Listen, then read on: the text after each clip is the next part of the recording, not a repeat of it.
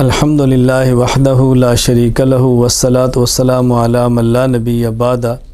پارہ نمبر 25 سورہ حامی میں سجدہ چل رہی تھی تو اللہ تعالیٰ نے پارہ نمبر 25 کی شروع فرمایا الیہ یرد علم الساعہ، قیامت کا علم اللہ کو ہے، اللہ کے علاوہ کوئی نہیں جانتا۔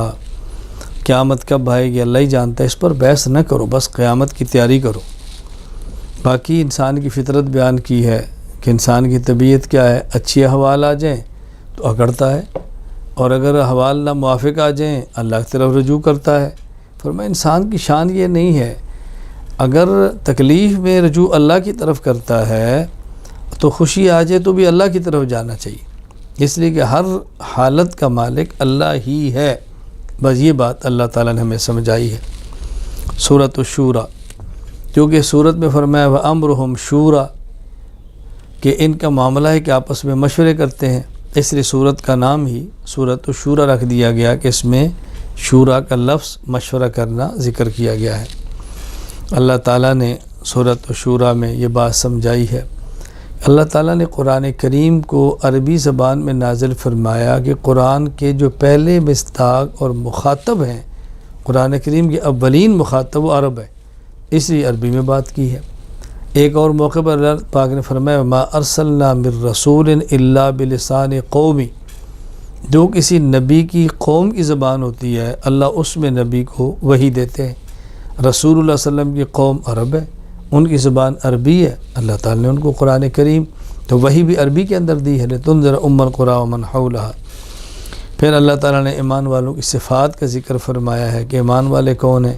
اللہ پر بھروسہ کرتے ہیں، بے حیائی کے کاموں سے دور رہتے ہیں، اپنے کام مشروع سے کرتے ہیں، اللہ تعالیٰ کے بندوں کو معاف کرتے ہیں، فرما برداری کرتے ہیں، نماز کی پابندی کرتے ہیں، اللہ کے راستے میں مال کو خرچ کرتے ہیں، ظلم اور زیادتی نہیں کرتے، کوئی ان کے اوپر ظلم کرے تو معاف کرتے ہیں، ظلم کا بدلہ لینا چاہیں تو اتنا ہی لیتے ہیں جتنا شخص نے ظلم کیا ہے، حد سے تجاوز نہیں کرتے۔ پھر اللہ تعالیٰ نے سورت کے آخر میں نبی پر وحی کے نازل کرنے کے طریقے بیان فرمائے۔ اللہ تعالیٰ پیغمبر پر وحی کیسے نازل فرماتے ہیں؟ کبھی تو اللہ تعالیٰ نبی کے دل میں کوئی بات ڈال دیتے ہیں، یہی وحی ہے۔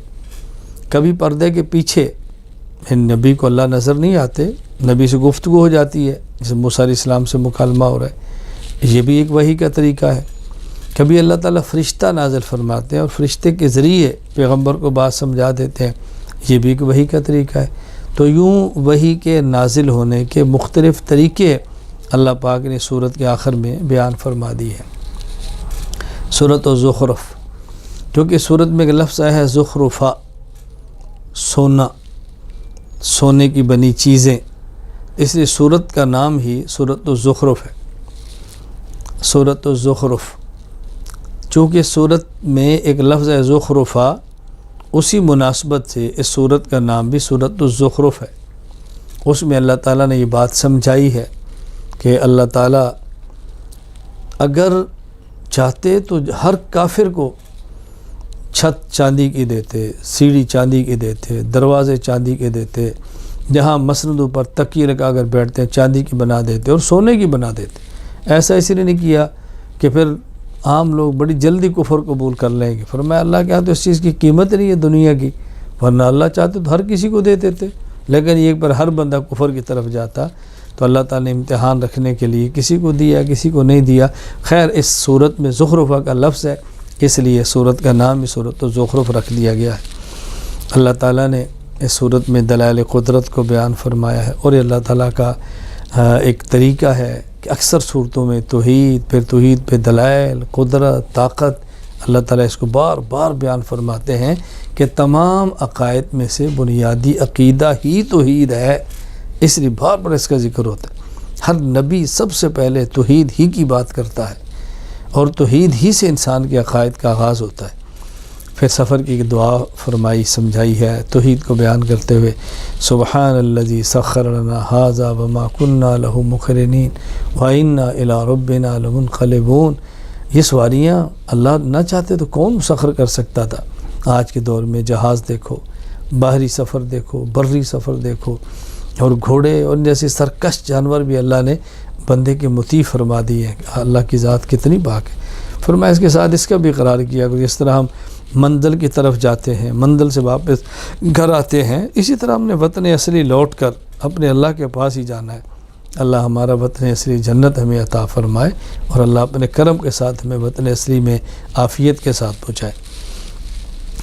مشرکین کہتے تھے ابراہیم علیہ السلام کے دین پر ہم ہیں، ہم ابراہیمی ہیں. اللہ نے تردید فرمائی کہ ایسی بات کرتے ہو تو موحد اعظم تھے، ان کا شرک سے کیا تعلق ہے؟ اس لیے شرک کرنے والوں کو حضرت ابراہیم کی طرف اب نسبت ہرگز نہیں کرنی چاہیے.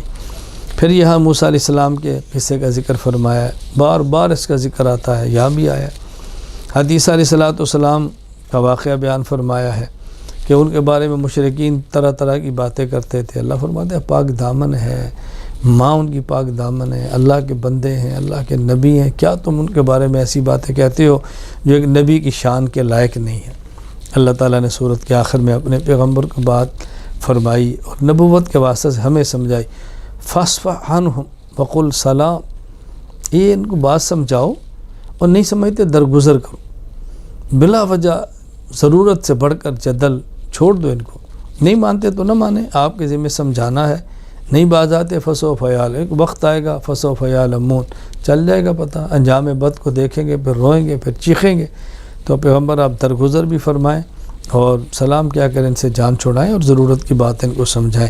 آج بھی اہل علم کی شان یہی ہے کہ دلائل سے بات سمجھائیں، درگزر کریں اور جاہلانہ طرز پر بات نہ کریں اور جاہلوں سے بس بات سمجھانے کے بعد کنارہ کش ہو جائیں. سورۃ الدخان، کیونکہ سورت میں الدخان یوم یأتی الناس بدخان مبین، لفظ دخان جس کا ترجمہ دھواں ہے ذکر ہے، تو سورت کا نام ہی سورہ دخان ہے. کفار مکہ پر قحط آیا، ان نے کہا آپ دعا کرو، یہ قحط ٹل جائے تو آپ کی بات مانیں گے. دعا کی گئی اور ظالم تھے، کہاں ماننے والے تھے. اتنی ان کو قحط کر سے بھوک لگی تو ان کو یوں محسوس ہوتا کہ جیسے دھواں ہے. حضرت عبداللہ بن مسعود رضی اللہ عنہ کی تفسیر یہ فرماتے ہیں کہ آنکھوں کے سامنے دھواں ان کو محسوس ہوتا. تو خیر چونکہ دخان کا ذکر ہے تو اس لیے سورت کا نام بھی دخان ہے. تو مشرکین مکہ نے ہمیشہ بدعہدی کی ہے اور یہ کوئی نئی بات نہیں ہے، پہلے نبیوں کے ساتھ بھی ایسے تھا. آپ کوئی تکلیف آتی نبی سے کہتے دعا کرو، پیغمبر دعا کرتے، تکلیف ٹل جاتی ہے، دوبارہ پھر وہی سرکشی شروع ہو جاتی. یہ بات ہمیں اہل ایمان کو غور کرنی چاہیے.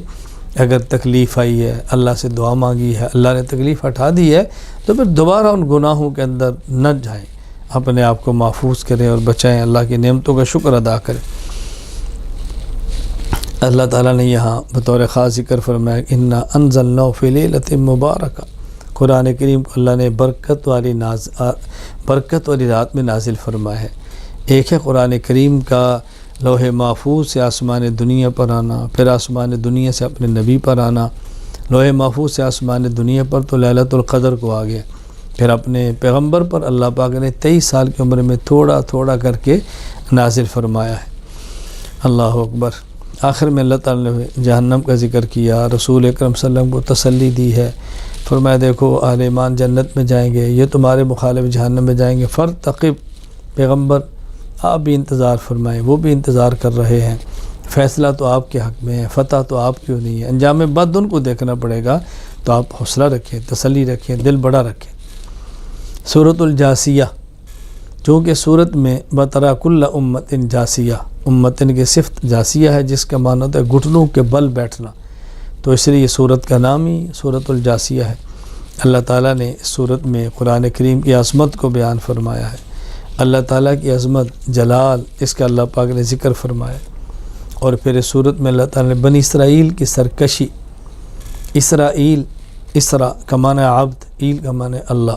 حضرت یعقوب علیہ السلام کہتے ہیں اسرائیل عبداللہ، ان کے 12 بیٹے تھے، ان سے آگے جو نسل چلی ہے انہیں کہتے ہیں بنو اسرائیل، یعنی اسرائیل عبداللہ یعقوب کی اولاد. اس کا بار بار قرآن کریم کے اندر ذکر آتا ہے.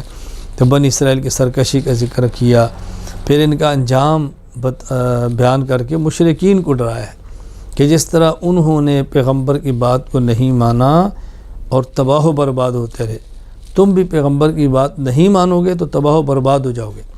اور واقعتاً جن لوگوں نہیں مانا، بدر میں قتل ہوا ہے، کوئی احد میں قتل ہوا ہے، کوئی کسی جگہ پہ برباد ہوا ہے. اور دائمی پھر ابدی عذاب کے مستحق ہوئے۔ ابو لہب کا انجام دیکھو اور ابو جہل کا انجام دیکھو، کس طرح انجام بد کے ساتھ یہ دنیا سے گئی، اللہ تعالیٰ نے کو سمجھایا ہے۔ اللہ تعالیٰ نے پھر اس پارے کے آخر میں سورۃ الجاسیہ میں قیامت کی منظر کشی کی ہے، وَتَرَى كُلَّ أُمَّةٍ جاسیہ، گھٹنوں کے بل پڑے ہوں گے، تڑپ رہے ہوں گے، چیخ رہے ہوں گے اور موت کو پکاریں گے۔ فرمایا ایک موت نہیں، آج تم کئی موتیں بھی پکارو، کون ہے تمہیں اللہ کے عذاب سے بچانے والا؟ اللہ تعالی ہم سب کو آخرت کی تیاری کی توفیق عطا فرمائے۔ وآخر دعوانا ان الحمد للہ رب العالمین۔